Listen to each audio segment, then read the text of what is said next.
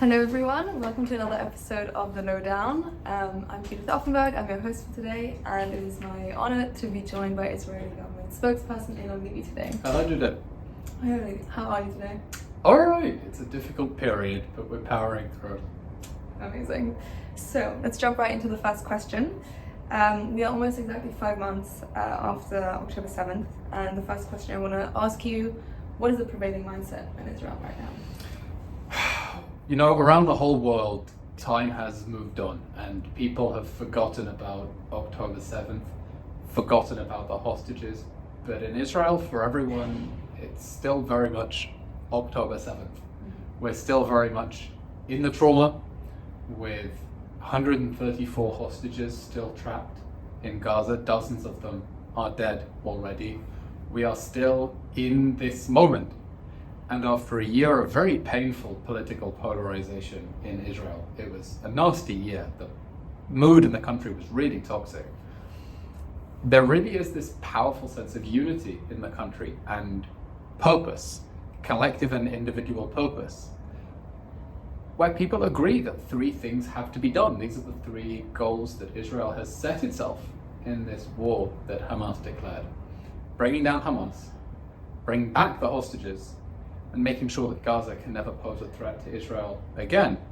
Within that, there are disagreements within society, how to go about it, what to prioritize, but everyone understands these are the 3 vital missions that have to happen now. We simply cannot afford to let a terrorist army burn people alive and get away with it, abduct little babies from their beds, get away with it, steal women, hold them as sex slaves and get away with it. That can't happen. So, following on to that, the foreign policy has shifted since October 7th, and many commentators have noticed specifically the shift in policy from the US and UK, and amid the comments by US VP supporting an immediate ceasefire, and the comments by Lord Cameron alluding to UK support of unilateral recognition of Palestine. What do you make of these shifts? Look, after October 7th, Israel received a certain amount of sympathy from the world when they understood that this war has to end with the end of Hamas, and they were very clear on that. I remember the British Prime Minister standing next to Prime Minister Netanyahu and saying, "We want you to win." That's not something I've ever heard before. And it was a blip in Jewish history, because there has never been a time in history when the world has stood by the Jewish people's right to physically defend themselves from the threat of annihilation. And the first few weeks after October 7th were an anomaly. Now, I don't think that our allies have strayed from us as much of the media presents to try to generate sensational headlines. When American leaders talk about an immediate ceasefire, they're talking about a 6-week pause in which they want to see hostages out and more aid going in. And we also want to see a temporary pause that will enable us to get those poor hostages out. I don't think there's been a shift in the American position that ultimately Hamas must be brought down. They do not want to see this war ending with the restoration of Hamas rule over Gaza. Because they know, like we know, that if we don't finish off Hamas this time, there will be a next time, and it will be worse. And none of us want to fight that next time. We want to bring down the Hamas terror regime so it cannot oppress Palestinians, terrorize us ever again. And it's an ongoing challenge to remind the world what happened on October 7th, that this isn't the backdrop of the war, it is the essential context of why this war is happening, because it was the opening act of war, and that we're not fighting to avenge that massacre, but to prevent the threat of a repeat massacre that Hamas tells us it wants to do again and again, and of course to fight for the freedom of those hostages and get them back to their families. We can't imagine what they have been suffering. And, you know, at the end of the day, every nation, allied countries, others, have their own interests, have their own values, and that's legitimate, and that's how international relations work. But as the Prime Minister has said, ultimately it is our neck that is on the line, and Israel will have to make the decisions that it deems necessary for the defense of its people and its citizens. So at EUJS we've seen a dramatic increase in anti-Semitism on campuses. It's horrific. And I want to ask you about your experience because you just got back from a tour in the US, touring campuses. I want to know what you saw there, how you see the situation, what's different for students nowadays. The anti-Semitism situation, I'll admit, is much worse than I realized from this distance in Israel. I didn't visit campuses when I was in the United States. I spoke to a lot of students. I was the keynote speaker at the Hillel International Conference in Atlanta. I heard horror stories. The anti-Israel stuff that is nakedly anti-Semitic, but also people getting called dirty Jew to their face, okay? It's grim. And the genie has really come out of the bottle. I think we see overt anti-Semitism of the old style, dirty Jew. But we also see the way that anti-Israel activism is inherently, innately, by definition, anti-Semitic. Are you allowed to criticize Israeli government policy? Of course, but that's a misnomer, because when you are calling for open political violence against Jews and Israelis by calling to globalize the Intifada, that is anti-Semitism.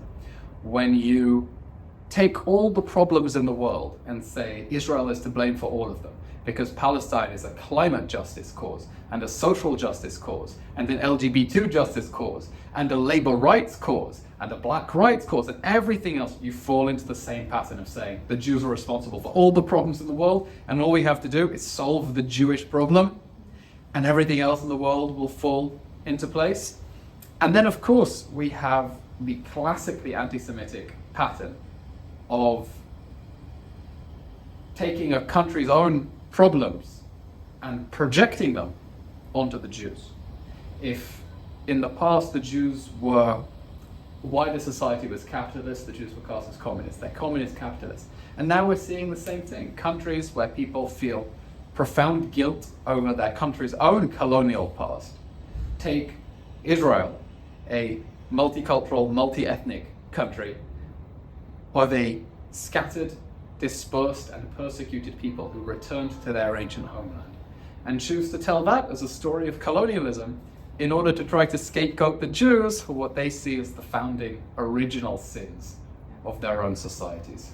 So it's so much deeper than people realize, because it's not just the calls for violence and the intimidation and the actual violence. It's a broad ideological, intellectual apparatus that is sustaining this mass political mobilization against the state of Israel and the Jewish people right now. So I want to take you back to a moment of your own history as a student. I'd like to ask you about George Galloway. So it's a recently elected MP who's gained his popularity through his career by deploying anti-Semitic tropes and conspiracy myths consistently, and I believe it was 2011 when he refused to 2013, I think it was. Yeah. Okay, when he refused to debate you because you said you were Israeli.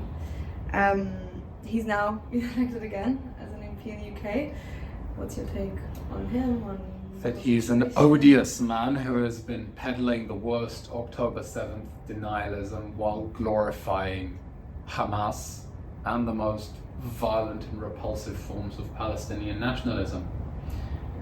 And that's all I'll say. And how can you explain that he's now been re-elected? Clearly, specifically in these times. Clearly his message found an audience in the constituency in which he ran. All right, on to a bit of a different topic. Common theme we have seen throughout the conflict has been the neutrality and impartiality of the UN and of its bodies.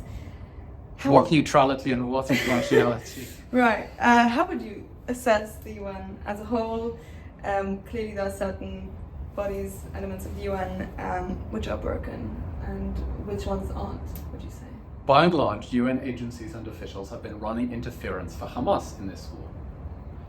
They launder information for Hamas and support its propaganda battle against the state of Israel. Hamas releases a press conference making a claim, true, false, no matter how outlandish, UN agencies will replicate it with or without attribution, saying that it came from Hamas.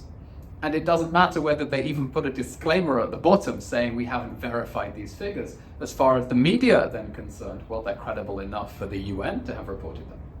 And so you have these agencies covering up how Hamas has been hijacking and hoarding aid, how it has built its tunnels and stored weapons in UNRWA schools, how UNRWA's main headquarters in Gaza was located directly above a Hamas intelligence base and server farm and feeding it electricity.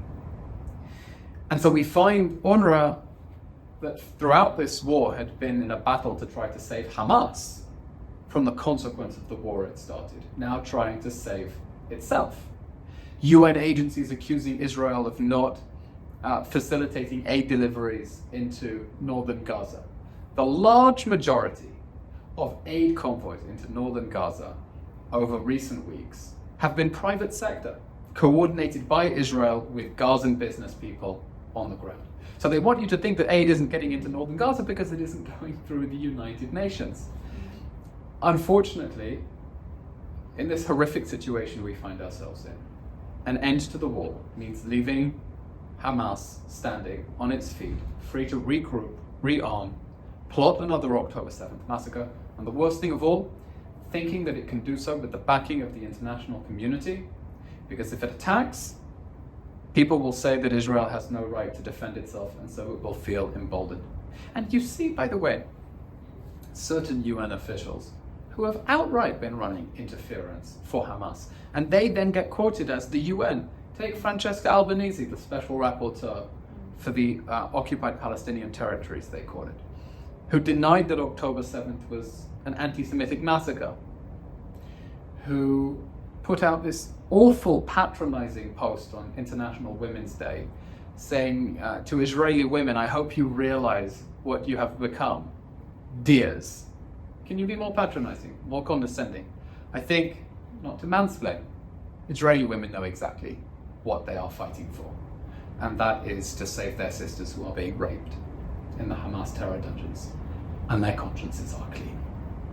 And this certainly wasn't an easy International Women's Day for anyone in Israel. No, it wasn't, because for us it was so obvious that International Women's Day needs to be about the 19 women still trapped in the Hamas terror dungeons, while the UN and other officials make up all sorts of stories. Look, it's not to say that the whole United Nations is broken or bankrupt. There are glimmers of hope, okay? The report by the Special Representative for Sexual Conflict and Violence, where she spoke of clear and convincing information that the hostages are being raped, and of a widespread pattern of sex crimes on October 7th, was absolutely critical in showing the whole world, look, this isn't something that we are saying, this is something that the United Nations top authority has concluded after a visit. But I think that is one of the few examples of an official or agency that has not simply mobilized to take the Palestinian side in this war. Look, if on October 7th, these agencies had said, we are horrified by what Hamas has done, obviously Israel has a right to pursue the barbaric death squads that perpetrated this and bring back the hostages. But we warn you, do it within the realms of international law. That would have been one thing. But when they couldn't even bring themselves to shed crocodile tears for Israel and immediately mobilized to stop Israel exercising any right of self-defense, that's a problem. That's a problem. And take many months to even recognize any violence. Yeah, well over 55 days for UN women to even acknowledge that there were reports of sexual atrocities on October 7th. So, for the last part of the formal interview, we're interested to know what is next for you as a person after your rise to fame during this conflict. Do you have specific goals or aspirations? You asked me what's the plan after victory? Yes, or... Let's get to victory first. Let's win this war first. Wise words, wise words. Okay, I want to do a quick round of rapid fire questions. It's a this or that format, so just tell me which one you prefer. Okay, what I prefer. First question, falafel or shawarma? Falafel. I'm a pescatarian. I don't eat shawarma. Meat is murder. There Sorry. we go, me too. Tel Aviv or London? Tel Aviv. Okay. Tel Aviv. London doesn't have a beach. London is an amazing city, not during the weekends when it becomes a no-go zone for Jews, but at the center of London at least, when you have the pro-Hamas, pro-rape hate parades. But Tel Aviv, ya habibi. Tel Aviv or Jerusalem? Tel Aviv. Okay. Yeah. Interesting. Tel Aviv has a beach. Tel Aviv has places that are open on a weekend. Jerusalem is wonderful if you want to spend your whole weekend at home with family. But if you want to go out, grab a coffee, Tel Aviv's the place to be. Alright, 2 more. Corbyn or Galloway? You know, during the Iraq-Iran war, Henry Kissinger, I think, was asked what he thought about the war, and he said it's a damn shame they can't both lose. Great answer. And last one, Blinken or Cameron? Both are the top diplomats of our 2 greatest allies in the world. You know, it's supposed to be rapid fire, but we'll end it here. That brings us to the end of the interview. Eylon, thank you so much for taking the time. Thank you. It has been a pleasure. My pleasure. Thank you.